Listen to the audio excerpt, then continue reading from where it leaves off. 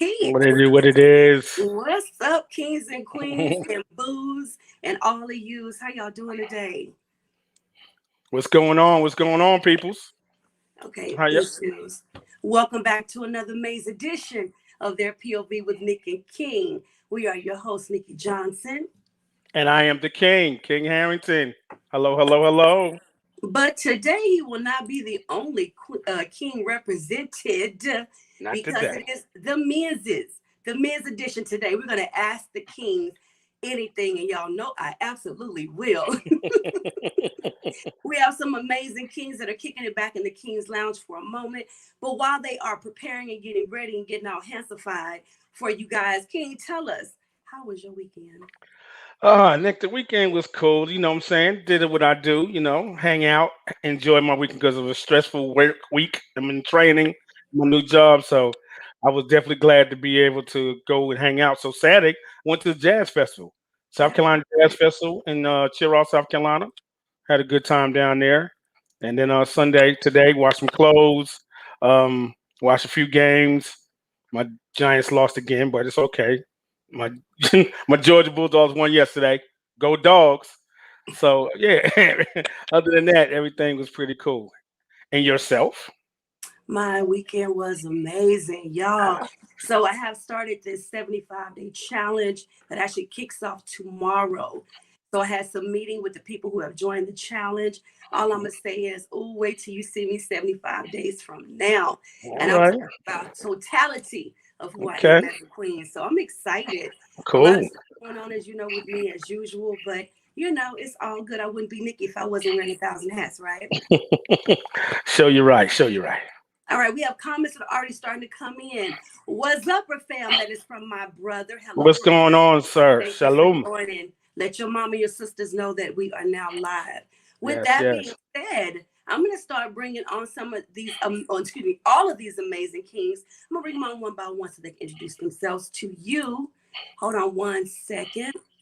Let's get this off, King. You're going to want to catch that love. All right, Yes, here ma'am. we go. All Yo, righty. yo, Tell us yo. who you are. Tell us where you're from, and if you are married or single. Yeah, so my name is Terry. Currently I live in the Charlotte area and I am currently single. All righty. Now we have Terry from, you said, the Charlotte area, right? Yes, ma'am. All righty. Here we go. King number three.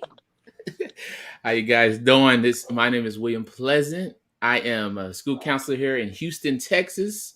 I am currently married to my gift for 10 years, going on 11. Bless.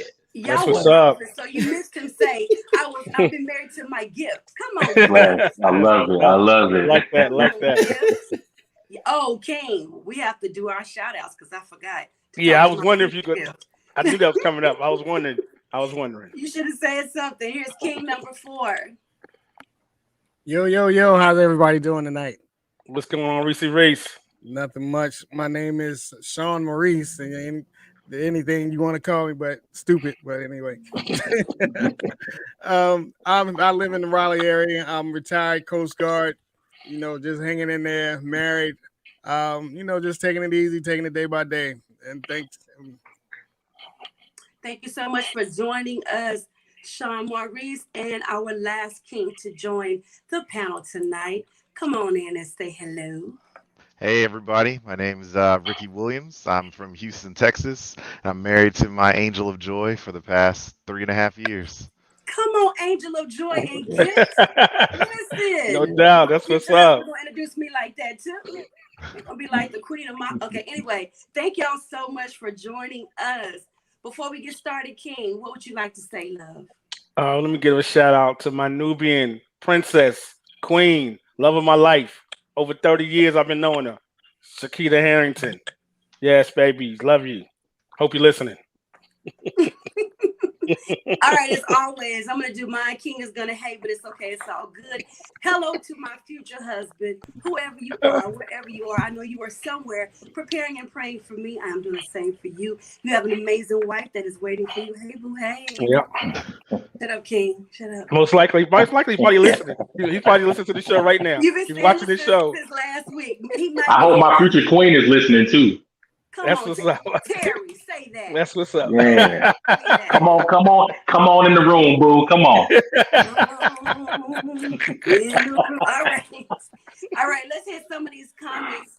We have Kimberly is in the building. She says, I Oh, need to hear this. what's up, Miss baby? Page? You doing, What's up, queen? Miss Page?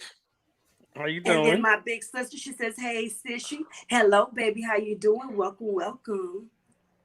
All righty, y'all. Are y'all ready? Yes. We ready. You know this. Not Yes, really, yes. but I'm here.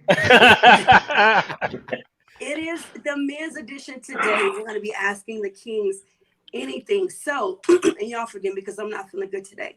But we had women that submitted some amazing questions that I cannot wait to ask. And I'm going to ask the ones that I can ask live. How about that? Yeah, because some people really wanted to know some stuff. All right, so I'm going to start with this. Oh, I'm sorry. Hold on. We have comments flowing in. That's from your queen. Hey, y'all, looking good, fellas. That Yeah. is What you, up, man. Queen? William's Thank you. gift. Appreciate it. William's gift. My baby sister is on. Hey, baby. Kim is saying, hey, back. Hello, Rochelle. She says, hello, everyone. And y'all, here's my mother. That's Hello, the queen hello. of all queens. Hey, Right? Ma. Yes, man.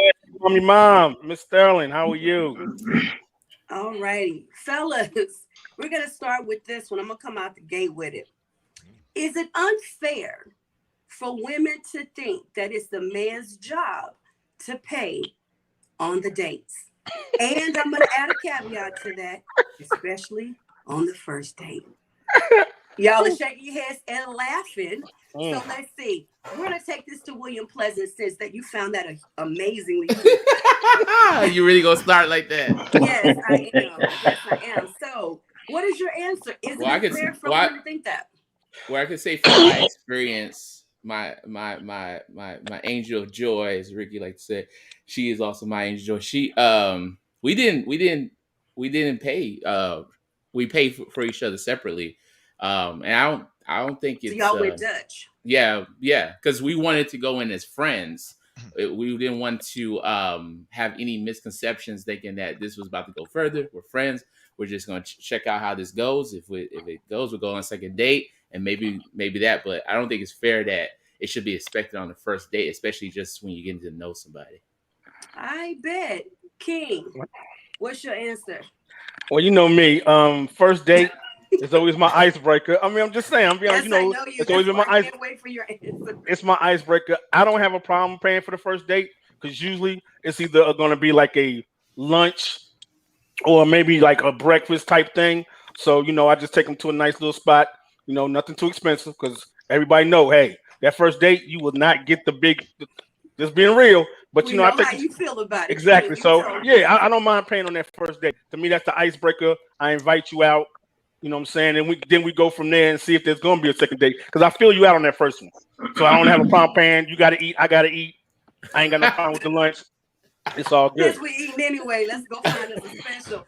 Terry, No you're going to problem. be next. I want to hit a couple of comments real quick that are coming in. Hello, Ron. Thank you so much for joining us. What's up, Ron? My mother says hello. She's fantastic, fellas. Hey, fam is in the building. Hello, Nicole, what's up? All righty. Okay, so Terry, the question is thrown to you, love. Yeah. Is it So fair for us to expect you guys to pay on the first date or on the dates? yeah, I like Chill said. I'm kind of first date is kind of like something low key, nothing major. Um, Now if the man wants to pay on the first date, that's great, that's cool. But we all know that a lot of women out here be just coming for that free meal. They don't really be feeling the guy like that. They just want to get their little free meal, going about their business, on to the next guy. So I mean, if he wants to pay, cool. But definitely that first date, we're not going to no Ruth Chris or no fancy steakhouse. We're gonna have like a little lunch, fill each other out. I'm kind of like the Dutch thing. You pay, I pay, and then we see if we want to go on that second date. Then I got you after that. All right, Cool. Ricky, can't you see? What's your answer?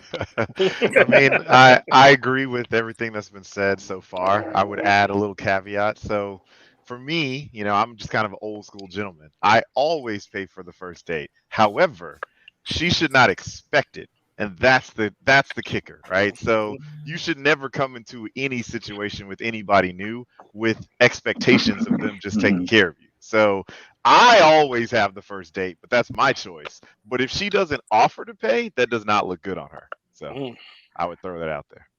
All right, so Maurice, we're gonna come to you in a second. I want to throw this out real quick. Just nod your head or do this. Are y'all low key peeping with your side eye to see if she gonna even reach for the check? Yeah, I'm looking. Oh, yeah. That tells what type of woman she is. Yeah, intent is everything. Yeah.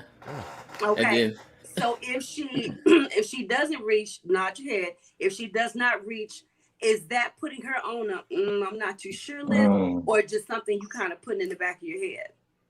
Yeah, something in the back of my head. I'm just jotting it down. Yeah. Okay. Taking notes.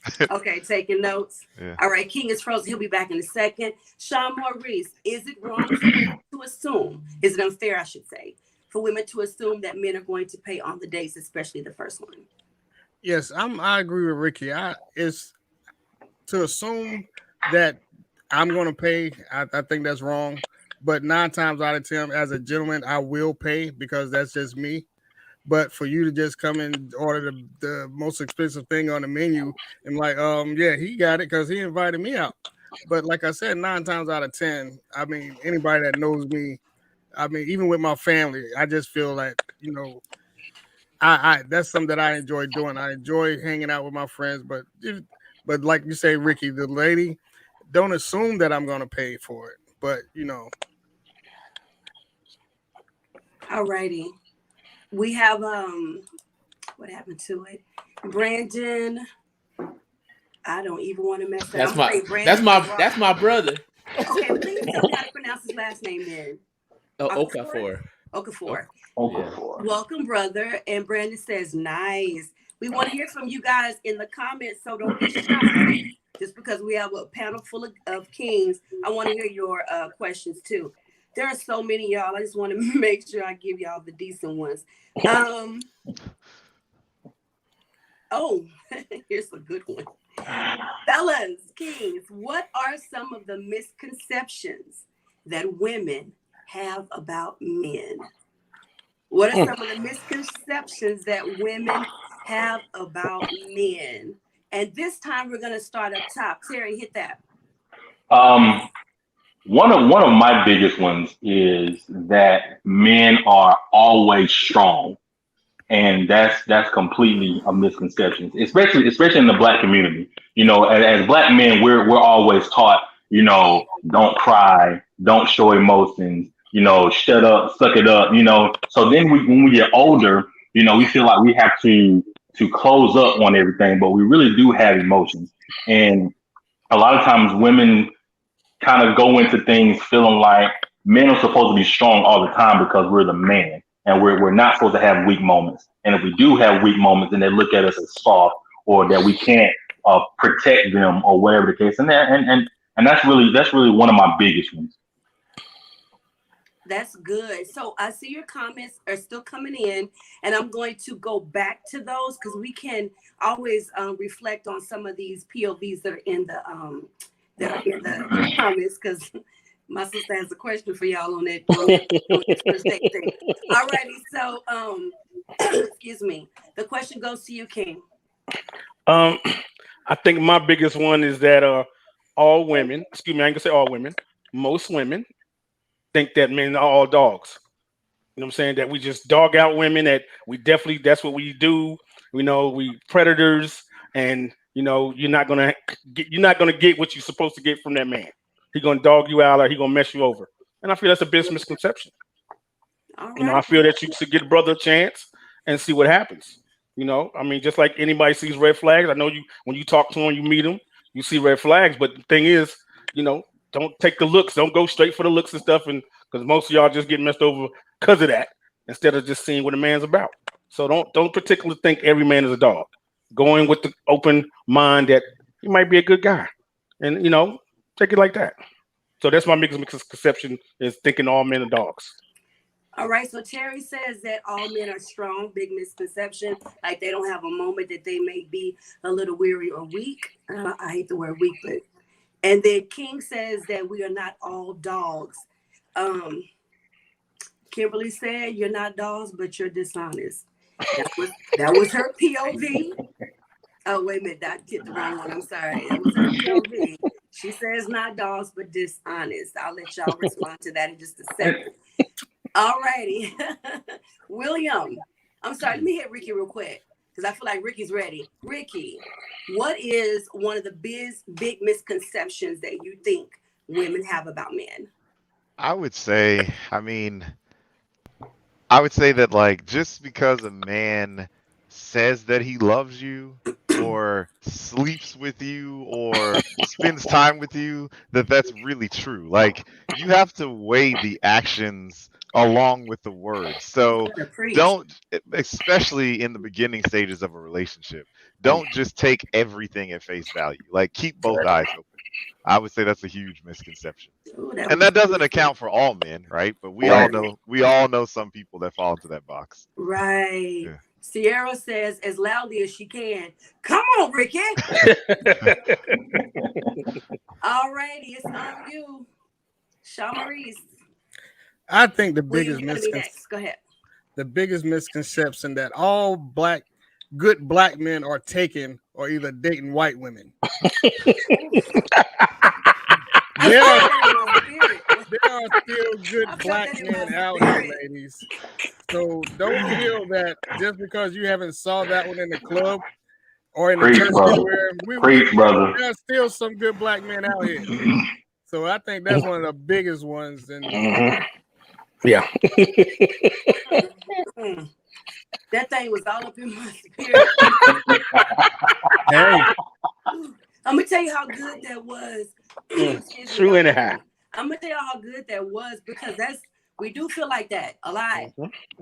Well, I'm not gonna say what the other option is, but it's that or yeah. Anyway, all righty, let's hit a comment or two, and then William, come at me with your answer. Let's see. Dion says that red flags are very important. And I think that was okay. He agreed with something that someone said. I'm sorry, y'all, because you're typing when we're talking, but they come a little bit delayed. So forgive us for that. Brandon he's rolling. Kimberly is also rolling. And then Dion said, what do they have about him? Let's talk about how they were. He meant to say misconcepted. Yeah, but okay. And then, have you all been considered a dog? Shake your head, yes or no. Have y'all been called a dog before? Not once. Not once. All righty, William, it's on you. What's one of the misconceptions? Mine's come from the married man perspective. My biggest, and it's became a pet peeve for me, is when I can't just say hi to another female without them thinking I'm looking for a side piece. You preaching gospel now, fool. I'm looking for a mistress. Started saying amen. I don't have time. I can barely handle my wife. I don't know. I'm just hi. And you could go to your office, you could go to your classroom, do what you want to do. I don't want you. Like I'm just saying hi. I'm trying to be nice, and that's it. Don't look at me like I want your number or something. That's my biggest one. Facts. It goes with kind of what King's saying. We're not married men are not all dogs. We just want to have a happy marriage. That's it. Just misunderstood. We misunderstood sometimes. Yeah. Just trying to be cordial. That's it. Hey, Nick, can I touch on a comment real quick? Which comment? So the comment that the queen said about we may not be dogs or we're dishonest. I want to touch on that for a little bit. All right. So I used to kind of be on the woman's side when it came to, men being, dogs or dishonest or whatever. I used to kind of lean towards that way because I've seen a lot of, just terrible men out there. But when I started working as a massage therapist and working around women all the time, let me tell you, women are just as, if not worse, than men. I've had so many married women come at me trying to get me to do things or whatever after they just finished talking about their husband that they've been married to for 15 years. So I want people to kind of get out of this thing trying to blame the woman or blame the man for whatever, and just realize that there are some terrible people in general. It's not a man thing. It's not a woman thing. It's just people. I want to kind of get that out of the equation, because we as a black people, we are constantly attacking each other. Man, woman, it's their fault. It's his fault. It's her fault. When it's not that, it's just people in general are just some terrible individuals. And with that said, I had to throw my massage table away. My wife said, "There is no one you will touch besides me."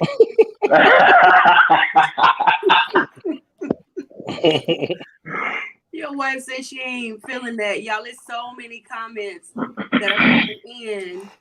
She said DMs be full of fast women. Y'all watch out. Oh, women are better at dishonesty. Mm-hmm. I don't know if that's true, but I know we have any of you men considered yourselves as a dog, and you are correct. There is no one size fits all sexes. And Dion says, great panel. So I think y'all have already answered the other question he asked about being a dog. I don't think any of them consider themselves to be. Ooh, y'all, some good conversation. All right, so everybody got the chance to answer the misconception question, right? Mm-hmm. Yes. All righty. Oh, here we go.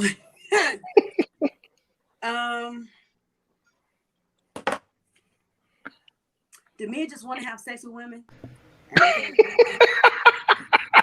the easiest way I can ask that question. Do men just want to have sex with women? Wow. All right. So, Ricky, we're gonna start with you. All righty. Well, Break the ice, Rick. Break the ice. I would say that majority of the time, yes, that's the true statement. I mean, just being real here. Yeah, like no man asks a woman out with like not thinking about that. Like whether that's your goal in that moment or in that week, it's in the back of your mind. Like if a guy asks you out with the intention to take you even on a first date, he's already thought about it. He's already thinking about it, right? And that's not a bad thing. That's just facts. Like that's just the way we are wired as men. All right, I like the way you kept it honest and real. Ricky says, yes, most have a one-track mind. Ken, you want to hit that? No, when you men rolled in a pack, just with your men, you know what that question is correct. Yes. Yeah, dude, you know we taking it back. Me perfectly, you right. I mean, my thing is when you first see the woman, depending where you see her at, you already know. And it depends. I'm gonna be honest with you.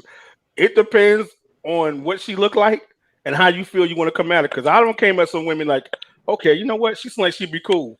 And that's as far as it's gonna go. You know what I'm saying? I met some people at work that I knew that we weren't taking it there. But then, like you said, on a regular basis, depending on what she looks like and what you think, yeah, that's the end result. You know, you're working on a timeline or you're working on a mission. You're like, yeah, I pretty much know. When we sat down and had this lunch, I wonder what the end result could be. And you go from there. But yeah, it's always played in the back of your mind in most cases. Not all, but in most cases. All righty, Sean Maurice, I'm gonna come to you next. My sister says, back to the last question, that we had to learn to lie and act like we had to learn to lie and act like y'all over the years. Fellas can't be the ones doing all the dogging and not think that women would pick up on game. Wow. She said that. All right, Sean Maurice, the question goes to you, love. Do men just want sex from women? I don't think they just want sex, but like they were saying, 23 hours of the day they thinking about sex. And and a half. Yeah, are you sleeping at the extra? I mean, I'm not even gonna lie. We keep it real on here. I have been in church and like, you know, you got the female pastor like, oh, that robe look good on her. And you just like, oh man, I should be thinking that. You like, man. But I think that's just a man's nature. But also he wants to get to know her. But I think, like you say, most time they are thinking about sex. But then again, like you said, you can become friends and everything, but that sex is still in the back of your mind. All right, Dion, I will happily answer your question in just a moment. Kimberly says, yes, y'all do. William Pleasant. Y'all trying to get me in trouble in here. No, you know what? I love your queen. She knows. She ain't tripping. Go ahead. And she's yelling in the background, being a cheerleader right now. I love it. Yeah, we like everyone says, it's on our mind. We could Lane Bryant magazine, Sears catalog, it just happens. It just happens. Yeah. Like, so same thing, we go on a date, like maybe it might happen, if I do take him to the right place and the moonlight is, we but just like everybody, you get older, needs increase, you need other things in your life. So it does come with maturity. After the sex, sometimes you start seeing that they have something else that you need. So hopefully it goes further than that. But I don't necessarily think that I'm just men are just walking out in the street like, I want to have sex with that one, I want to have sex with that one, I want to have sex with one. It's kind of, we're thinking you have those thoughts, but we're not just walking around wanting to do it all the time. We can't do it all the time. As I learned, as I got older. I gotta sleep. Terry, it's on you, King. Yeah, I mean, like my other kings been saying, like 9 times out of 10, like sex is on a man's mind 23 and a half hours a day. And we're more physical in nature. We see something we like. Our minds instantly go to that. What stuff looks like underneath the clothes. But a lot of times it also, how we approach a woman also depends on how she carries herself. If we see a woman that is very, very respectable and carries herself to a high standard, we're not going to come at her like we would someone else that's kind of putting themselves out there, because we already know that is not going to go down like that. We're not stupid. So we already know it's not going to go down like that. But we are still thinking long term, okay, how long is it going to take before we can make this happen? So yeah, we I'm not going to say it's the only thing we want from women, but we do think about sex a lot. Off of something you just said, Terry, I'm going to throw in a question in a moment. But King, the question's on you. Oh, did you? Because you didn't answer already, did you? Yeah, I already did. Remember, I said, we think about. Yeah, I sure did. Yeah. Mm-hmm. You should. Yeah. Your boy Dion got me in his comments. So listen, he threw this question at me. He says, "Let's go, Queen. Have you only wanted sex when you hang with your girls?" Absolutely not. I'm not hanging with my girls thinking about sex.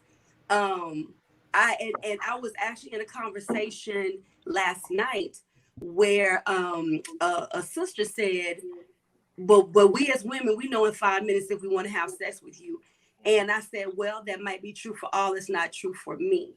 And she was like, no, what I'm saying is at about 5 minutes, no, that's not how Nikki works. Initially, I'm going to see you and be like, ooh, fine. Okay. All right. Okay. He looked, but I'm not automatically trying to assume, would I give him some? No. How Nikki operates is because you can be fine and be a whole jerk. You can be fine and be crazy in a mug. I got to get way past how you look and talk to you. Now, what stimulates Nikki is mental stuff and good conversation and being treated a certain way. Now, that right there is something different. But in 5 minutes, I'm not looking at you like, oh, I'm a tech. No, I'm not. No, I'm not. So that will answer your question. However, I do not speak for all women. So the queen says women also know on the first date if we plan to give you some. So that is her POV. Oh, now he's saying in my early years, still answer was no. I was never, if anybody knows me, I was never that chick that you could get it if you had a good car and money and nice clothes. That does not impress me. And now that I'm 45, it really doesn't impress me because you can have all that. And I'm going to say it again. You can be a whole jerk. You can be abusive. You can have a whole wife already. So no, that doesn't fly for me. He But says, Queen, you are talking on wisdom now. Thank you so much, Dion. All righty. Have I hit all of the questions in the comments? All right. And those who are watching, have y'all shared? Yes, yes. Did you Have share you it? shared? Share. Are y'all ready for the next one? Yes, Let's ma'am. get it. Okay. Because of one of King's favorite people, I won't mention his name. This conversation about high value men and women is absolutely everywhere. If anybody is on Clubhouse, that is all they talk about. There are even classes being taught on how to catch a high value man or woman. With that being said, I want to ask you, Kings, what do you consider a high value woman to be? According to a specific person, your value is how many zeros you have behind the numbers in the front, how many assets you have, and how you look, how many assets. But I want to ask you, Kings, and just be honest, keep it real. What makes a woman's value high to you? What is a high value woman to you? While you're thinking, let me hit these real quick. My sister says, not mine. That is not the way she thinks. Kimberly says, women have more game. We just let men think they're running things. All right, Kim. I have plenty of education women, smart women, and they cheat. Okay. Well, you sure right, but I don't date women, bro. So I hear you. All righty. Also, let's see, be able to contribute to the relationship equally. I love that. All righty. So here we go. Let's start with William Pleasant. What is a high value woman to you? Okay, I know it's gonna sound sappy. Sorry. I like I said earlier, your needs change as you grow. I need women that are able to care for other people, not just focus on themselves. One thing that turned me off 9 times out of 10 with a female was if they just couldn't hold conversation. It was all about themselves. I can't do it. There's we have a purpose, and I'm sorry, I'm trying not to sound preachy or anything, but we have more than life than just the hair, the boobs, the butts. It's more than that. So I'm not looking for an Instagram model. I wasn't looking for any of that. I was looking for someone that generally cared about other people and knew how to love on others. I love that. All righty, Terry. Yeah, Woman to you. yeah, definitely not how many zeros she has in Come on, her Terry. bank account. Because as you said, you can have all that but still be a shitty person. You know, I look for a woman that is loving. Does she like my king said? Does she care for other people other than herself? Is she intellectual? Is she driven? And is she able to contribute as much to the relationship as she wants me to contribute? That is high value to me. I don't care about all that other stuff. Yeah. Also, I feel I look for someone who can is able to be strong when I'm not. Will you run and hide or leave whenever I have a weak moment or whenever I'm down on my luck, or will you stand and hold me up? That's high value to me. I love that. I love that, Ricky. I would say that, to me, the thing that makes a woman really high value is when she is strong and independent without an attitude.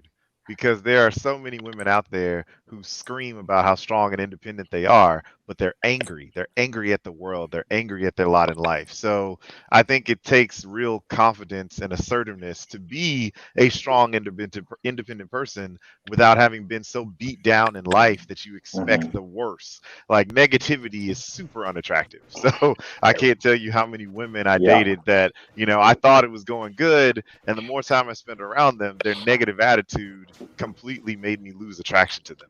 And that goes beyond the physical, right? So to me, high value women are positive and strong and independent. Come on now. It's nothing like an angry man either, or somebody that just No. it's like, Lord, today is another issue. What we mad about today? The birds? The Yep. sun came up, like, oh my God. Lord, Sean Maurice. What is a Yes, high value woman to you? to me, one that will support you no matter what you're going through. One that don't have to question your manhood. Say if you're having a bad day and you come home and like, you just like I say, I tell my son it's not bad for a man to cry, but even if you cry, she won't try to question your manhood and just support you and like, baby, it's gonna be okay. And you just might be having a rough day, and and the end of it, you still her man. She's not gonna say, oh, this punk done cried on me, and no, you still that man that that she looks up to and she gonna support and be behind. So to me, that's worth than any monetary value in the world when you have that woman that's gonna support you no matter what. That's good. That's good. King. My Dollar thing is dollar always bill. my thing is see you wrong for that reason. No, my thing has always been about when I got older. When I was younger, I always liked the older women. When I was like 18, 19, I always felt that was like the classy woman, the woman that carried herself, same way that was just high value to me. After I got older, my 30s was like motivation. It was it was focus, it was drive. It was like my man said, it was positivity. You know what I'm saying? There's something about a negative person or negative woman, excuse me, that's always, I mean, regardless what you do, where you take her, you know what I'm saying, how much you show her stuff, it's always something negative to talk about. I'm like, it can't be that much negativity in the world that every day is something negative. You know what I'm saying? And I just a woman I'm saying that's sure of herself, you know what I'm saying? That's independent to a certain extent, but like you said, still come together at the table, and we can both share each other. You know, share everything. You know what I'm saying? And that day, I asked you how your day was. You know, you can talk to me about it. You asked me how my day was. We could talk. And like you said, like Reese said, if you're down, you ain't feeling good that day, you had a bad day. Hey, man, you know what? It's okay. You know what? Let me rub your feet. You know what I'm saying? Something like that. You know, yeah, give a brother something to like feel good about. Okay, wasn't that bad. Same thing you would do for her. So that's my high dollar, my high value of a woman. I look at it, intellect, because that used to be my thing. One thing I used to always say, if I talk to you in about first 5-10 minutes and I hit you with something and you don't know what I'm talking about, that's pretty much gonna go left for me. You know, I need some conversation, and I know if you can give me some conversation, I can see something going a little bit further to learn more about you and what kind of woman you are. So Yeah. that's my value on my high value I on a love woman. that. Hey, sissy, welcome. So I love hearing your opinions, and I just hate that the narrative is being taught and really enforced and reinforced repeatedly that value is found in material things and looks. Because if you were in a car accident, your looks could very well change. If you lost your job, your income could change. If the stock market or whatever were to flip or something happened, all that will go away. What stands then as your value? I'm going to say this: my value will never, and no one will ever value me according to my net worth. That's not what my worth is. All So right. thank you guys for sharing that. So someone wanted me to ask the entire panel a question that King and I actually debated or talked about.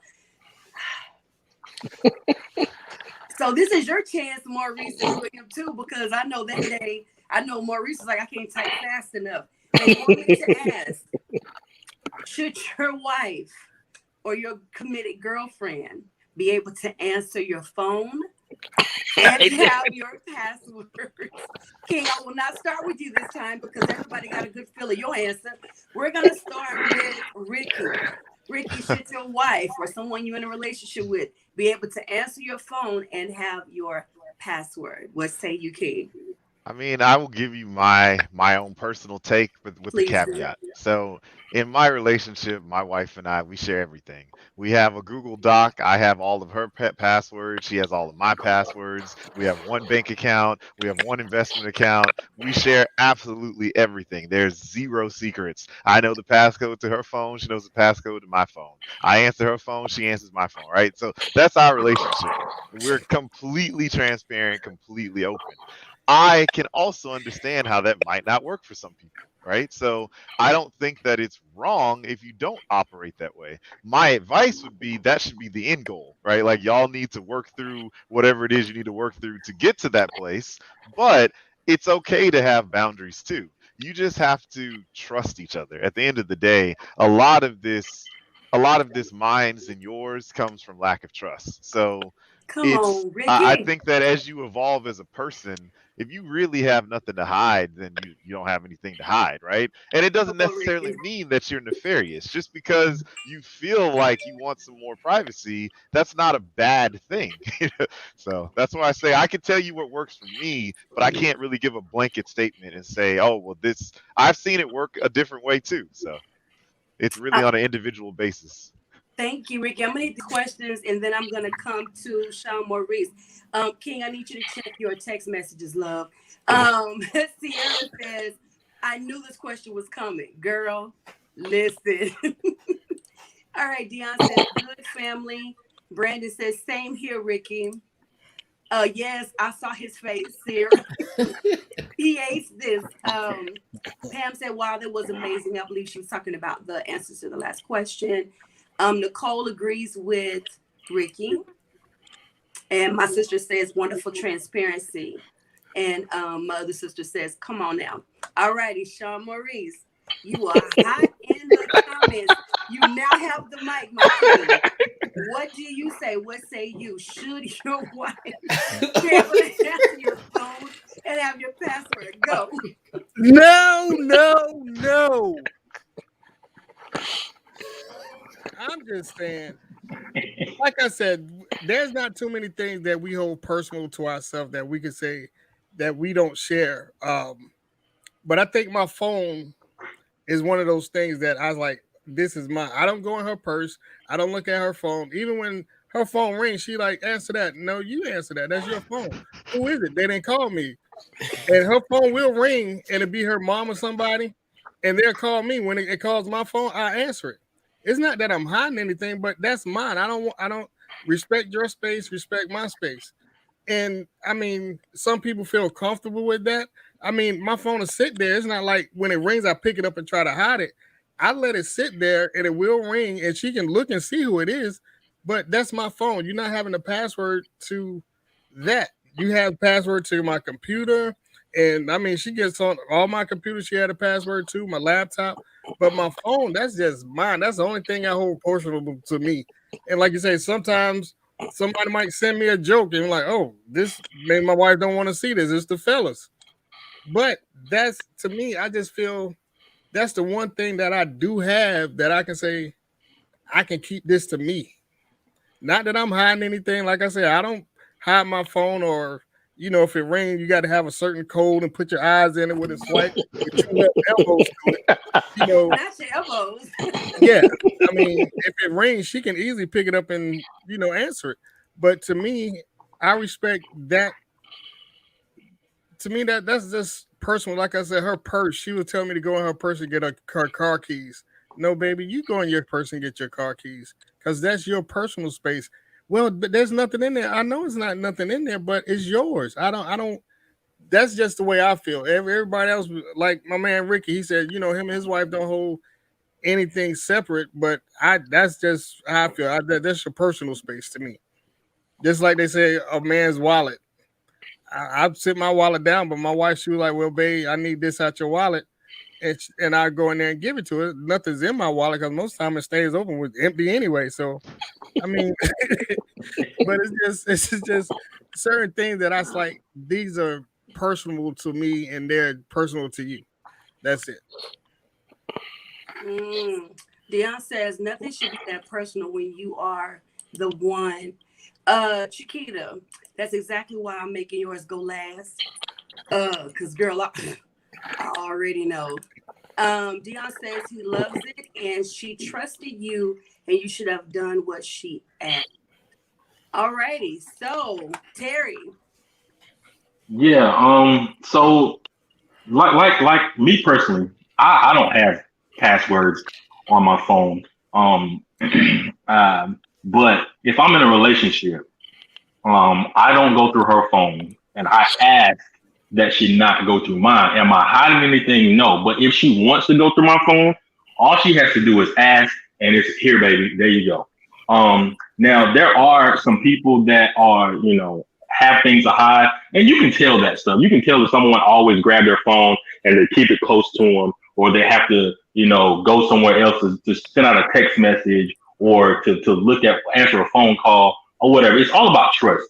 And with that, different people have different boundaries, and what works for one couple may not work for the next couple. So things like that, I don't think we should put like a blanket statement on everything. But like I said, I don't have passwords. I've been in relationships where, I had a girlfriend who wanted to check my phone every day. All right, cool. There you go. You asked me for it. There you go. I don't pick it up and try to say, wait, let me look at something first. No, you want to go through it? Okay, cool. There you go. To me, it's all about respect. If you want to go through my stuff, just ask me, and it is what it is. But that's just how I feel about it. All righty, William. I'm in the same boat with everyone. I think me and Sierra, we pretty much, we don't have joints, but we do know each other's passwords. But the big thing is the trust. You trust that I'm not gonna go in there and clean out her bank account or go out there and fly to Bahamas one day. There has to be some kind of trust. But we do have our check-ins, and I feel like that's healthy in a relationship. She'll check maybe once a month. She might look through my phone. I'm like, go ahead, cool. And I'll do the same thing. I don't know. It's just something that we do for our marriage, and I know not everybody might rock with that, but we love that too, so that we understand that hey, there's no secrets. There's still somewhat a boundary, but it's just like with children. You gotta check in. So that's what we do. And then to kind of add to the whole purse thing.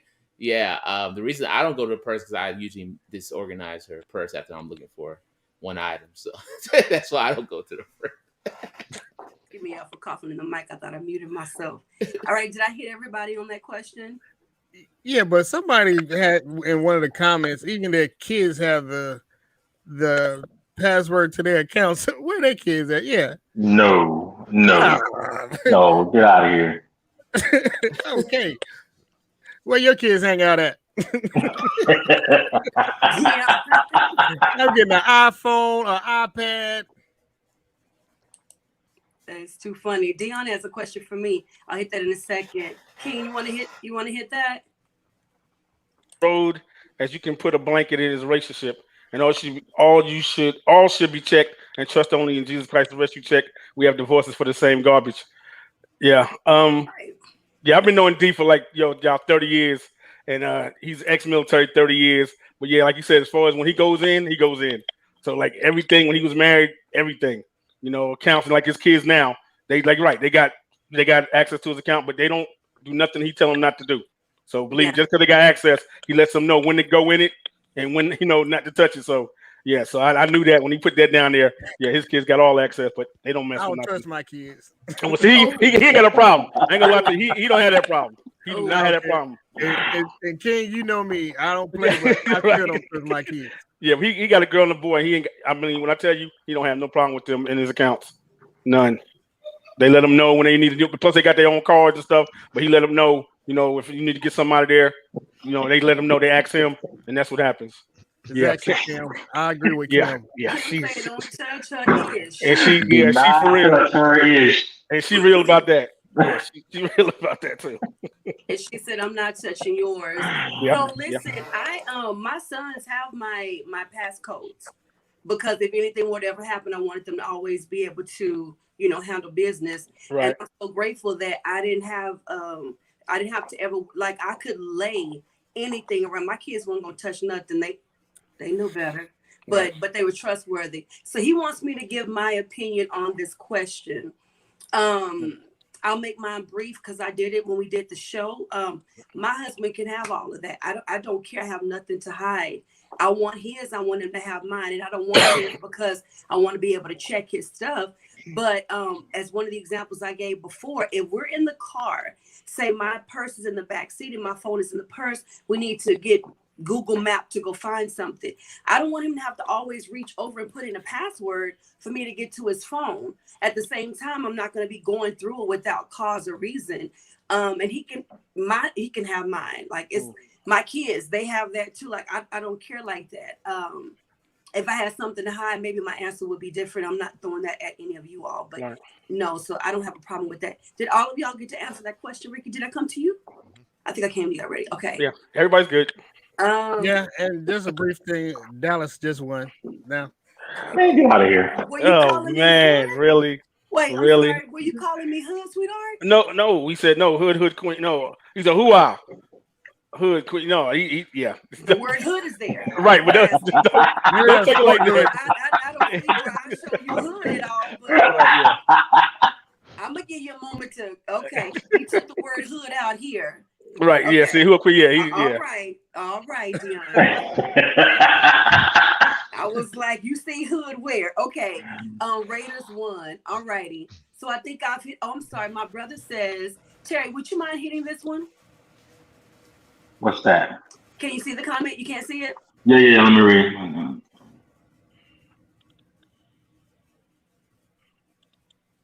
Out loud, sweetheart. Okay. My nana told me to ever go in a lady's purse.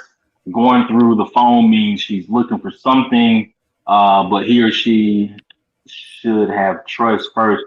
If you look for a bigger, okay, yeah. For a booger, you gonna find one. Boy, and he was talking that when he said my nanny, that's what we called our grandmother nanny.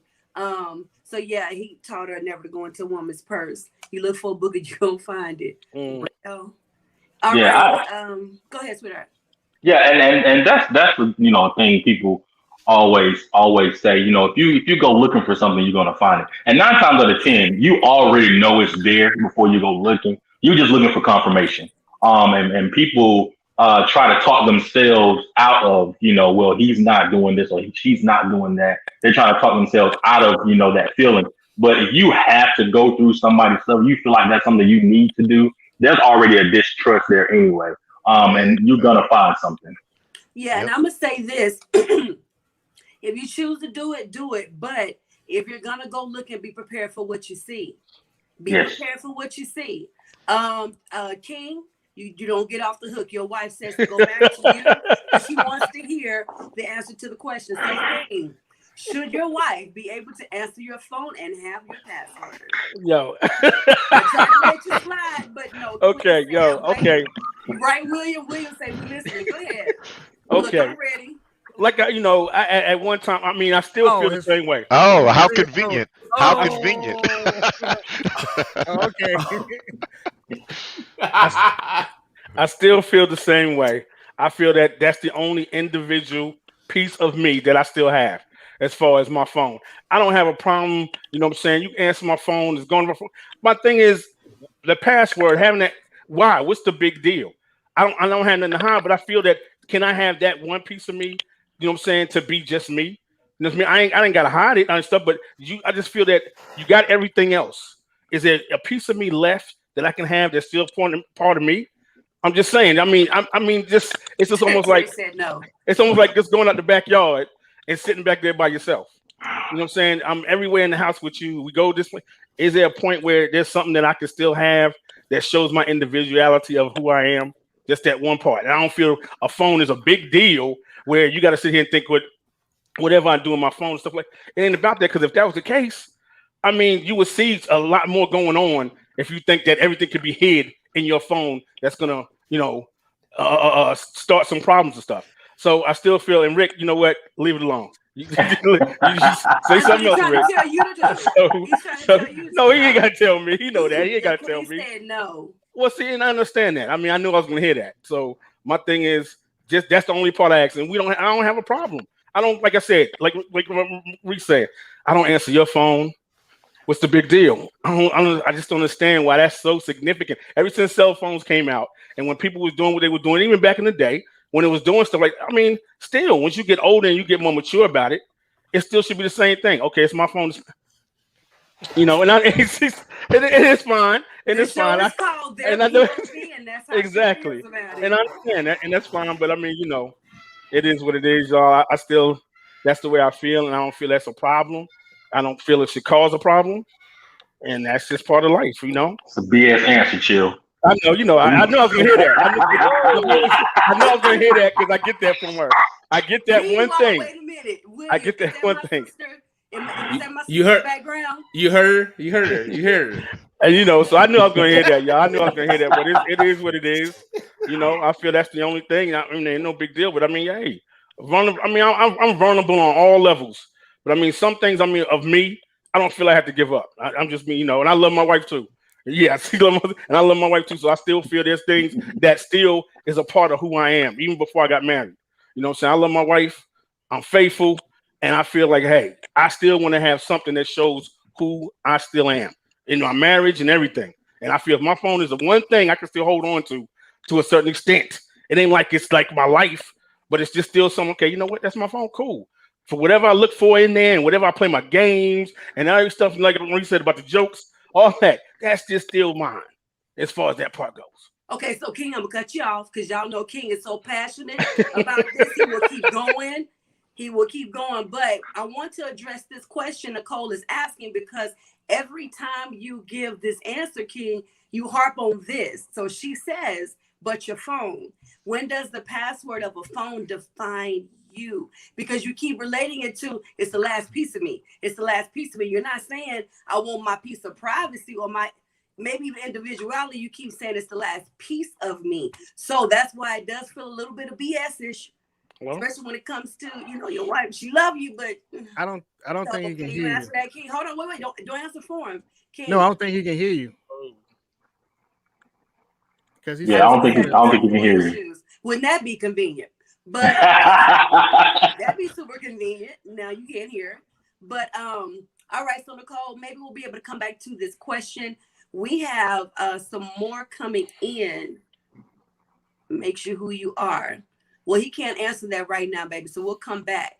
So hey, Vicky, I'm gonna get to your question in a moment before we close up, y'all. We still have so many questions. Can I get you guys to come back for a part 2? Definitely. And 3 and 4. Let's definitely. do it. Definitely. Let's do it. King. Love it. Yes, I'm good. Yeah, I'm good. This is awesome. This is awesome. Yeah. Thank y'all so much. So y'all heard them. We're gonna get them back for part 2. So I do have a couple more questions, and I do want to get to this question that Vicky has posed. You see her as I am overcomer. So there's this saying that goes, "A way to a man's heart is through his stomach." I want to ask you, Kings.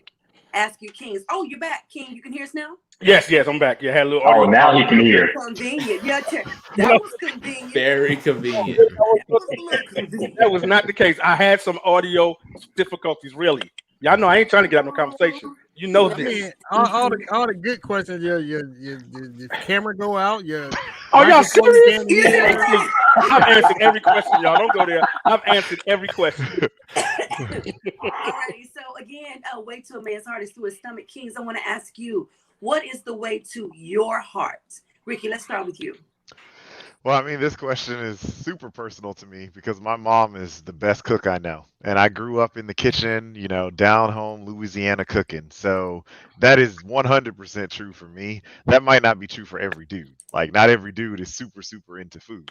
But I would say that for me personally, 100%. I love to cook. I love to eat. I love to entertain.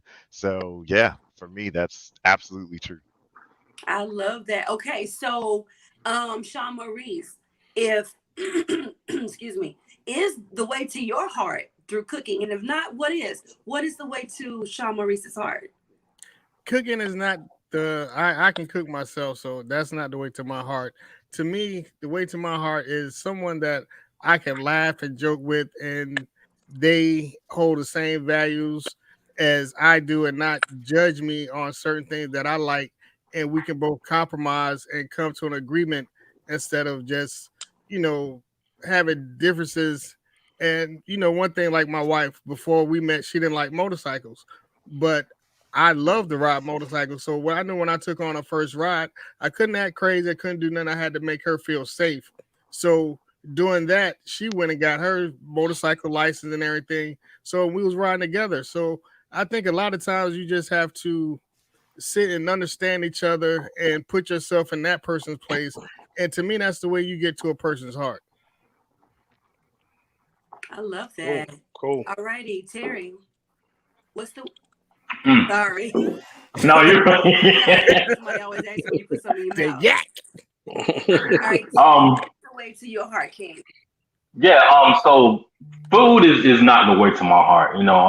The way to my heart is how well can a woman make love to my mental. That is the way to my heart. If you can make me think and I can learn from you just as well as you learn from me, that I'm all in. I'm all in. Because like my king said earlier, I can cook myself. I'm cooking all the time. I'm always posting videos on my Instagram, my Facebook about me in the kitchen. I saw your But pictures on your Instagram. yeah. But if you can attack my mental, you got me then. Yeah. I love that, William. Y'all keep taking my answers. I would say to my heart is a woman that just exudes confidence. Like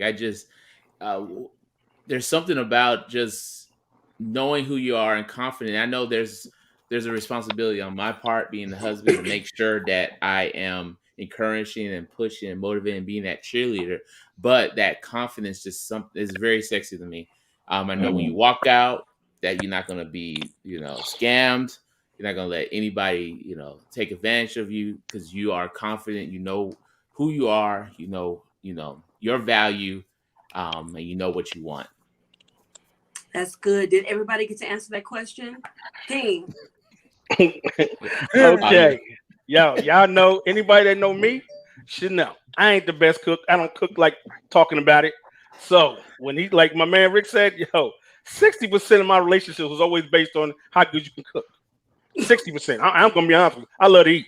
I grew up in a big family that loves to cook and loves to eat. So my thing was, the reason why I felt that 60% of the relationship, if you can cook, you pretty much in there with no problem. And then we can work on the other 40% of your intellect, you know what I'm saying, your your drive and ambition and all that. The reason why I said that, because most people that can cook put a lot into it. So they put passion, you know what I'm saying? They put love, you know what I'm saying? They put just all the different qualities it takes for her to be that person to make a good meal. And for me, her to make a good meal, I'm gonna appreciate it. And especially if it tastes good. And so I feel like, hey, you want to get 60% of the relationship under your belt? Hook me up with a nice home cooked meal. And I'm telling you, if you serve it to me, oh, it's on. You bring me my plate. I'm taking old school. You bring me my plate. Oh my goodness, really? Come on, baby. You now you're up to 70%, 30%. If you know how to have the conversation and we can all that other stuff, you in there, baby. You in there. But see, it is what it is. You don't find too many when they cook like that no more, or like to cook. So you have to use other. I'm saying. I mean, oh yeah, like I said. So that's what we're saying. We're hoping that man that's looking for you is listening, because he understands that you know how to cook. Yo, he can. Hey, that's half the battle, baby. You know what I'm saying? She can cook. King So says if you dress up in a sexy outfit, feed him a home cooked meal, and serve it to him, whatever issues y'all were having goes out the door. Because Done. that's all he needs is a good home cooked meal. Baby, don't even worry about the fact that I don't even know what you were talking about. I don't even remember what he was talking about. Yeah, He's like, yeah. I don't even He's remember like, yeah, that baby. name. He's like, yeah, baby. I know you went to my phone, but you just cooked that meal and put on that sexy outfit. It's over. I don't even care. this meatloaf is hitting right now. What? What was his name again? I don't even remember his name. Right. What? I know you Hey, said no, that better you yet, was invite him forgetting over his next name. time. You know what? So I still get to eat first. Yeah. Yeah, he can sit right next there. He can sit next there. All righty, kings and queens in the audience, have you guys shared? Have you shared? If not, please do so. This is an amazing conversation. So if nothing else, please share and tell people to tune in, because these kings are dropping jewels, nuggets, and they're dropping truth and honesty. Yes. I want to thank y'all. We're not done yet. We're almost done, but I just really want to thank y'all so much because you say yes, and it's been such an amazing show so far. I want to hit this question from Vicky, then I have one last one that we're going to close with. All righty, so Vicky says this, to please discuss competition in relationships. I don't understand it because clearly a man and woman have different roles, but we should have the same vision, goals, etc. Why the competition of one being better than the other in several areas of the relationship? Hope this makes sense. If you can relate and if you understand, I'm just going to let you guys do popcorn style. Whoever Okay. wants to go and answer can do so. The mic is open. Yeah, I'll go first. I feel like there should not be competition in a relationship. The only competition there should be, if any, is how we are going to further this relationship. How we're going to make what we have even better. That's the only competition. If I'm trying to one up you and you're trying to one up me, that causes a whole lot of issues. Furthermore, I don't see myself competing with a woman anyway. Why am I competing with you? That's crazy to me. I don't understand that. Yeah, and to me, I don't think the competition thing, that when you have to sit there and have a little competition, I think when you play a stronger part, when you know you're stronger at one thing and she's strong at another thing, it balances the relationship out. My wife, she don't like grocery shopping. I'll go grocery shopping. I'll cook, but she should wash clothes or whatever and do that. So the things that we like doing, we take on those roles, and so it balances everything out. So it's not a competition, and even sometimes when she don't feel like doing it, I would do it, or if I don't feel like doing it, she'll do it. So the competition in a relationship, that's starting off bad anyway. That's yeah. Yeah, no. The only competition I think, and I'm making a little hot here. The only competition should be in the bedroom. Anyway, Yes, sir. who's nastier than the next one? Yes, sir. I got you. All right. I got you next Saturday. Yo, No, who tapping out? Who tapping out? Who tapping out? No, there should not be a competition. There should be so much trust in the relationship that when something happens, hopefully it's not intentional. When there's a gap, you're there to fill in the gap, whether it's the man or the woman. There should be not a competition. We are in this as a team. We both supposed to hold the same vision and meet the goal, purpose, whatever God calls us for. So, if you're competing with your wife, you're doing something wrong, bro. Yeah. You want to read what your wife says real quick? My baby said, when two immature people get together, competition is always happening. So mature prior to marriage by yourself and know who you are, whose you are, and where you are going. Yes, it does come with maturity too.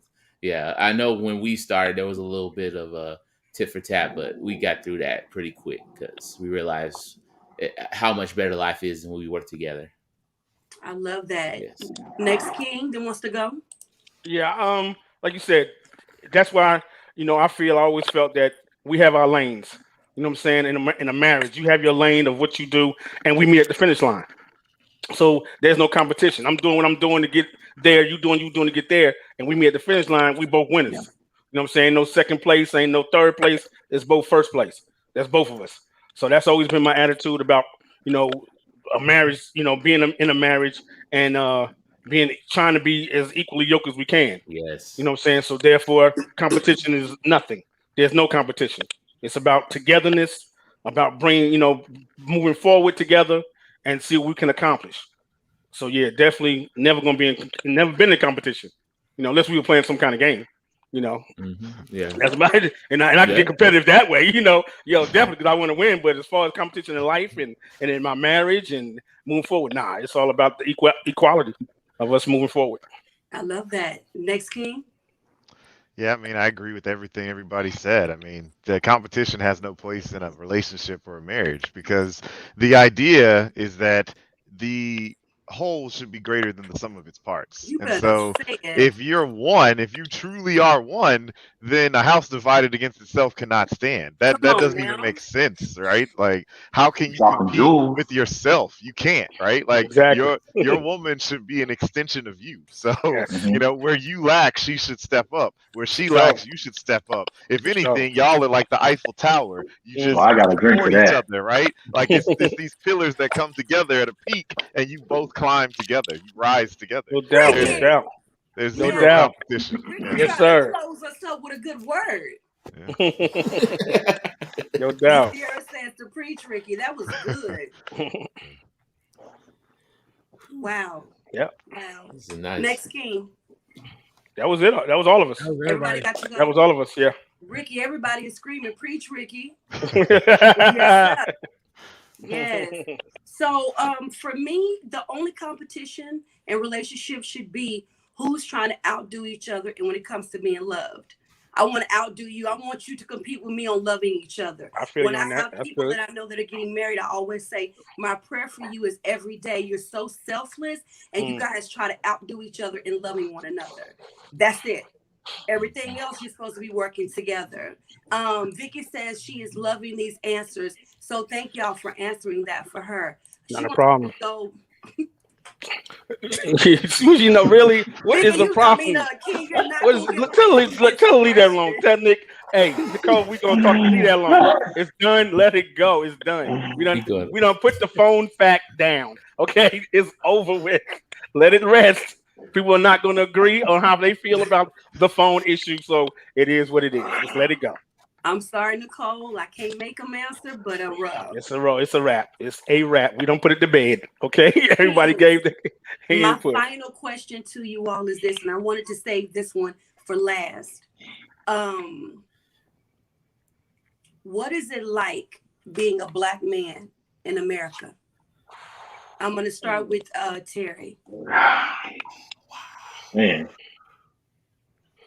it's rough. it's rough, and this kind of goes back to what I was saying earlier about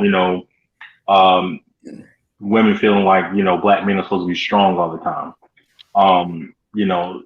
Society as a whole, it attacks the Black man every day, and it's not just from law enforcement.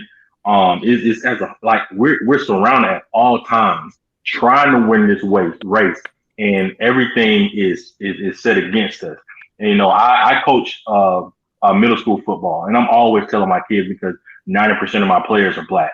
I'm always telling them, from day one, when you're born, you have 3 strikes against you already.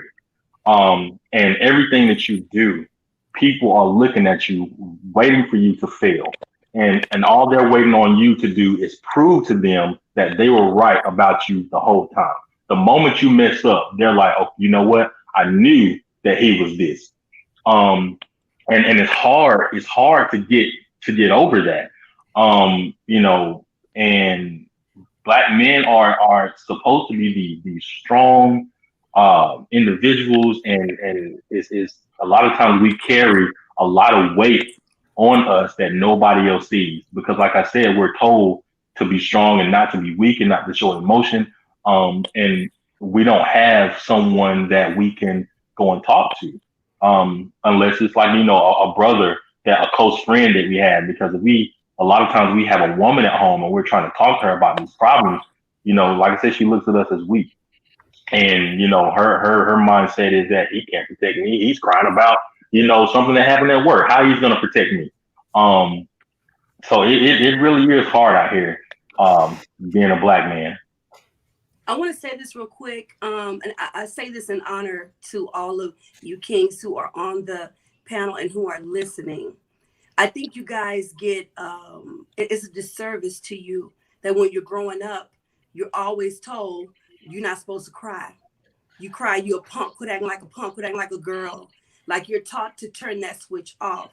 But as soon as you get into a relationship with a woman, we tripping because you still ain't turn that switch back on. You're supposed to automatically turn a switch on that you have never really used for most of your life. And so I think for an understanding for the queens who are listening, that I don't think is that you don't want to be emotional or show emotions. Maybe you just don't know how, or maybe you want to, that thought is in the back of your head, I'm gonna be a punk, I'm gonna be a girl, I'm gonna be whatever it was that you were taught about emotions. So in that area, queens, if you're having that issue with your king, pray for him. Talk it through with him, listen to him. It may not be that he just doesn't want to show emotions. Maybe he doesn't know how to. All righty, Ricky, answer to the question. What is it like being a Black man in America? Yeah, I mean, I agree with everything Terry said. I mean, I had a friend of mine who said, like, being a Black man in America is like playing every game on very hard. Like that's the default setting, right? Like I was like, that's so true. I had another friend tell me, he said, man, being a Black man in America is like you got to work 3 times as hard to get half as much. And I lived that, I lived that personally. Like I was busting my chops for 10 years before I finally caught my break. I was doing a lot of real remedial things with a college degree before I finally made it. And so the struggle is real. I mean, every black man out there in America, they know how real the struggle is. We're at different paths along the journey, but we're all fighting the same struggle. And that's why it's not just like a man and woman thing, right? It's a community thing. We got to have each other's back. We got to have more connectedness, more togetherness. We need to stop trying to floss and flaunt on each other and really uplift each other, because yeah, a little competition is fine and dandy, but if you've got to put people down to put yourself up, there's something really wrong with that picture. And if that person is another black man, man, you super wrong for that. Like, you ultra wrong for that, because we've all been there. We've all experienced times where we know we should have got the promotion, but we know we should have won the game. Okay. Yeah. I'm sorry. It's on my side. I want y'all just to keep going. I'm gonna pull out for a second. I'll be right back. William, the question goes to you. There's some days where are you on mute? Can y'all hear him? We can hear him. Yeah, we can hear him. Oh, I can't hear him. Okay. There's some days where I literally have had anxiety attack because I'm like, am I going to walk into the wrong store? Am I going to say the wrong thing to the wrong person? Am I going to be in the wrong place at the wrong time? It is full of fear some days. As not just being a black man, but being a Christian man, I thank God that I'm not given that spirit of fear, but there is that still that little nagging thing in my back of my mind, like, am I being presented? Am I presenting myself the way I should present myself, just so I could go home, and it's scary. It's definitely scary, and I wish it was different. And then even myself, and being black, male, and in my case overweight, there's even that fear. Like, and I kind of go back to my first answer when we started this podcast. I just want to be left alone. I just want to go to the grocery store. I just want to say hi I want to be able to walk in on the sidewalk and say hi, have a good day, and keep going without someone clutching their purse or thinking I'm about to jump into their car or I'm about to sexually assault them. Like, no, I just want to live my life. I just want to pursue my happiness like everyone else in America. That's it. That's all I want to do. Wow. I just want to go home. Wow. Sean Maurice. Well, as for me, I think early in life, this cert right here, it taught me a lot, because the Coast Guard is 96% white, 4% minority. That's blacks, Hispanics, whatever.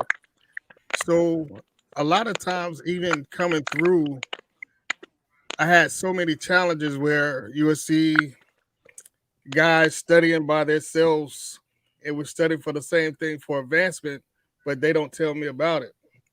So I had to study twice as hard. I would go to certain units and I'm in charge, but they give the third class or the seaman an award for something that I'm doing.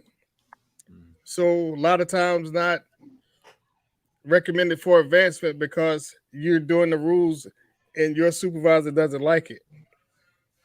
So for 22 years going through that, coming out to society, it kind of is, to me, they hide it better out here because you have everything that's you can't do this, you can't do this. First thing they're gonna do is sue you. So to me, those 22 years that I've done that, it kind of prepared me. I live in Clayton, North Carolina, which they say is the most racist city in North Carolina. The headquarters of the Ku Klux Klan. But when I go out every day, I'm like, they hide it so well that you can't hardly see it. So I'm not blind to it, but I still go out and try to live my life because I want my grandsons and everybody to understand there are things that are bad out here, but it's not everybody. And my chief told me, he said, people don't quit the Coast Guard, they quit their supervisors. So a lot of times we get this, the police department is bad, the Coast Guard is bad. It's not that entity itself, is the people that's in that position that makes it bad. So a lot of times we have to look back and sit back and say, okay, is it, what am I looking at? You have to almost think to yourself, what am I dealing with? And I can't take this out on everybody, because my neighbor, me and him, real good friends. When I moved up into my house, he told me, man, go into my garage, get whatever you need. I'm a black man moving into an all-white neighborhood. He tells me to go in his garage, get anything I need. But other people walk up down on the street, won't even speak to me. They'll turn their head like, oh, there's something over there. There's nothing over there but trees, but I'm standing right in my driveway. So America, and not only, it just, the whole thing about it is you got to learn how to laugh to yourself sometimes. Like, this is not about me. It's about that person right there. He doesn't know how to deal with it. A little young girl across the street, she came and was playing with my grandkids, and she hugged my grandson and gave him a kiss on the cheek. And her dad went, come over here, Emily. You get over here right now.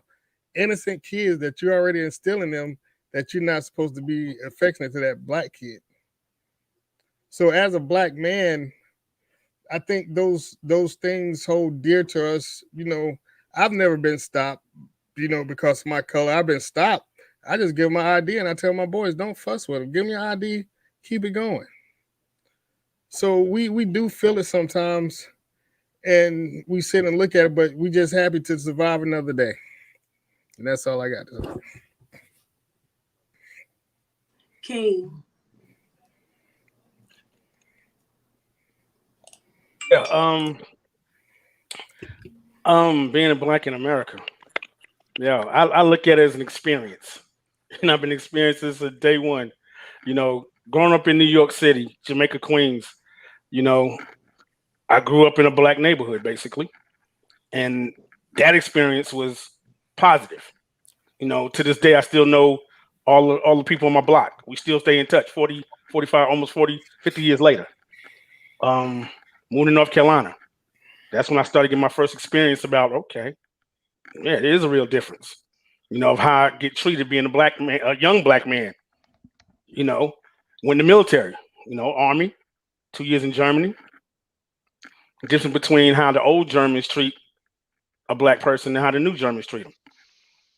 Come back, corrections, living in the South again, Mississippi.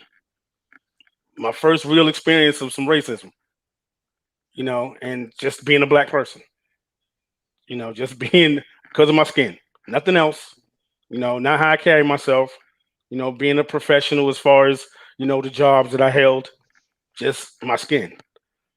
So is it hard? Yeah. Like my man said, I just want to get home at night. I just want to know when I get in my car and I drive somewhere that I make sure my insurance is in the car, my driver's license is up, everything, addresses match, everything, just that much more. Where it could be somebody, their tags missing and everything, and they get stopped and they still go home. I got to make sure everything's in place. I even make most of the time, if I know I'm going to be out a little bit late, it depends on how late I'm trying to get home, or I know I ain't going, I'm staying out for the night because I'm staying at a hotel because I'm out of town. It's just these things that we have to put in place more so because being black men, especially when it gets dark, and it depends on the neighborhoods you in, and we've all seen that all across America, and just trying to get home. Like you said, just trying to get home, and every day you wake up, you just want to be able to say, okay, in my case, I work from home. So I don't got to say I cannot make it back home as far as my job, but I get to say if I go to a store or something like that, I just want to make it back home. So yeah, just to answer the question totally, it is hard to be a black man in America because America don't see us as they see us, as they see themselves. It's a sad situation, but it's one that we live in. You said something that was really, really deep. You have to make sure that all of your stuff is in order, a little extra. So there's not an additional reason or an additional opportunity for something to pop off or happen. That's good. Terry, have you answered the question yet, King? Yeah, I did, but I want to add something though. Just to kind of give something different. I have two black sons.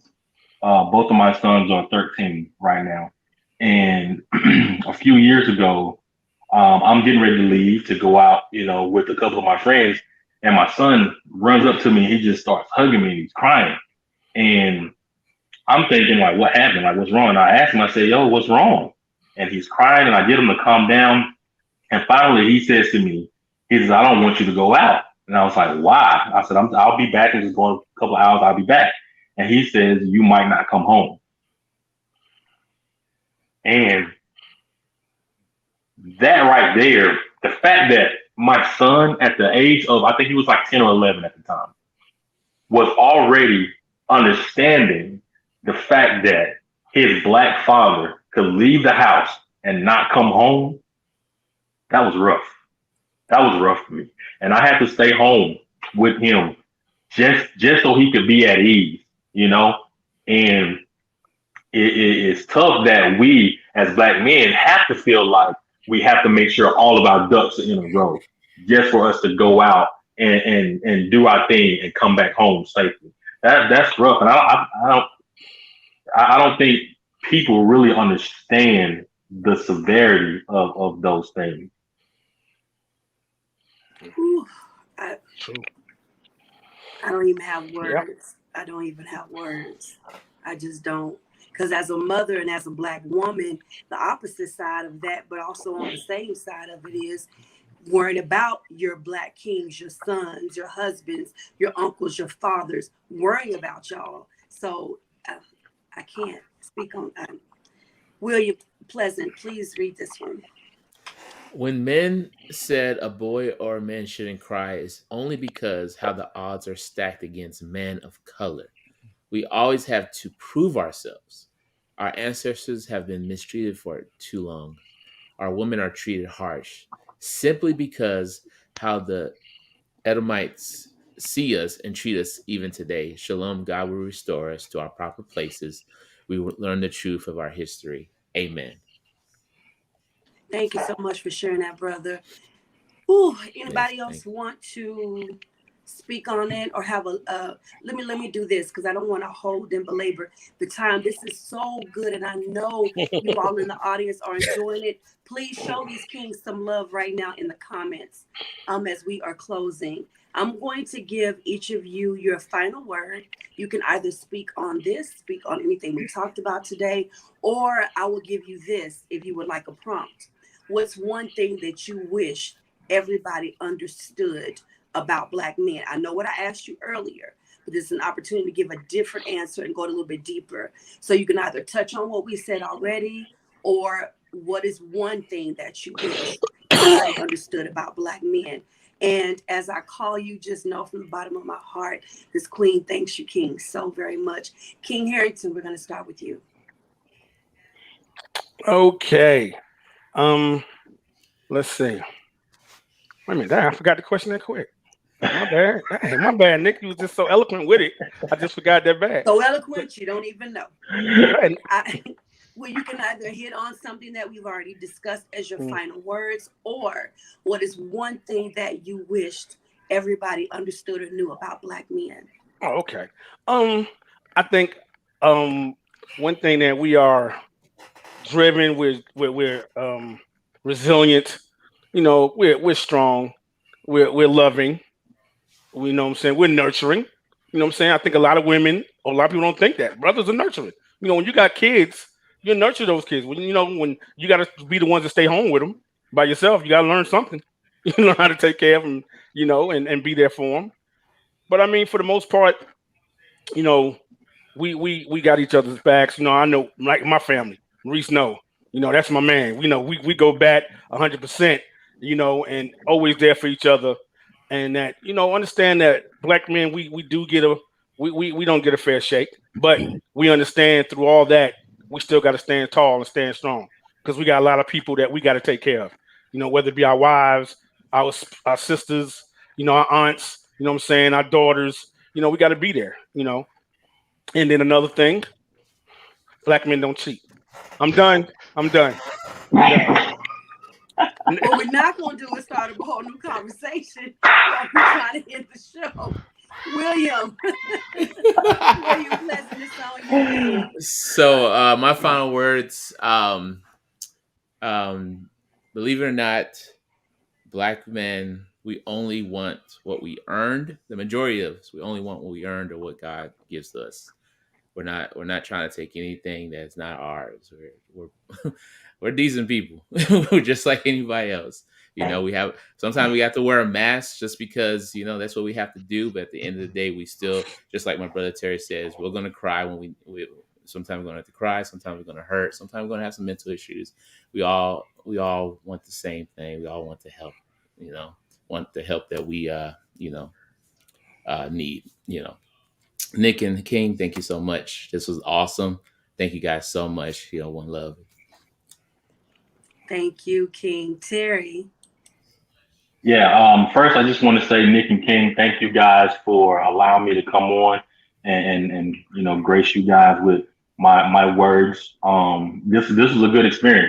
This is my first time doing anything like this, and like I said, I was a little nervous. But I appreciate. This was a good deal, and I'm looking forward to a part 2, 3, 4, 5, whatever have you. One thing I want to say is, number one, for my kings out there who are listening or whatever, never allow society's perception of you to become your reality. Just because they look at you a certain way or feel like you're gonna be a certain way, don't feed into that. Always try to prove them wrong. Always prove to yourself that you are better than they think you are. To my ladies out there, I just want to say 2 things. Number one, all good Black men aren't dating white women. Let's get that out there. Like my man said earlier, we're not dating white women. I love my queens, okay? And I'm not out here trying to look for Becky. I don't want that. Number 2, if you ever want to know something about a man and how he thinks, talk to a man. Don't talk to your girlfriend or your mom or whoever. Talk to a man. Talk to your man. Really, if you're in a relationship, don't go telling your girlfriend about what's going on, trying to get her feedback, because her relationship, if she has one, is not your relationship. So what works for her may not work in your relationship. Learn your man, talk to him, and find out what he's about. And lastly, for the kings on the panel, man, this was great. I love you guys. You guys have another brother. This might be my first time meeting you or whatever, but you guys have another brother. Feel free to look me up anytime. I love that. Thank you so much, King. Ricky, King, it's your turn. Alrighty. I would say the one thing that I would love for everyone to know about Black men is that we're still a part of the human race. The melanin might be more apparent, but it doesn't make us any less human, right? So if you fear, we fear. If you cry, we cry. And it's just, I think there's so much separation out there. And if people could begin to understand that, just because someone looks different doesn't mean that they're not still human. We've all been through some stuff, no matter what color you are. We've been through extra, but everybody's been through something, right? And so that would be my number one takeaway there. And to the ladies out there, I would say that my philosophy has always been that you attract what you are. And so I was a strong believer in that when I was single. I heard a lot of bad advice from my friends, but I didn't listen to it. And I'm glad I didn't. It took me longer than I ever thought it would to find my queen, but I stuck to my position.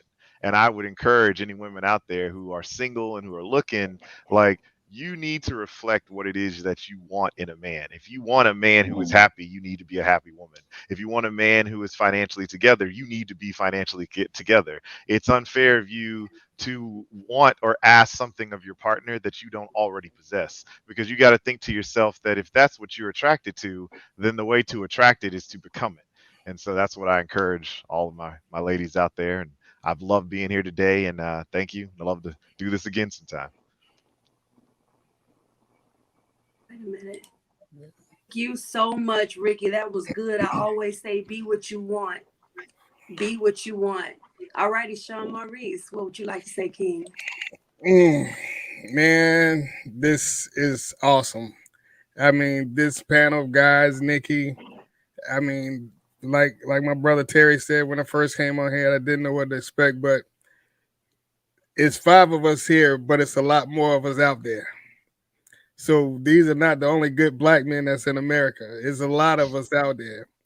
So the presumptions and everything about the black man, there are good black men out there, and it's just, I mean, I got emotional with this whole panel because it's real.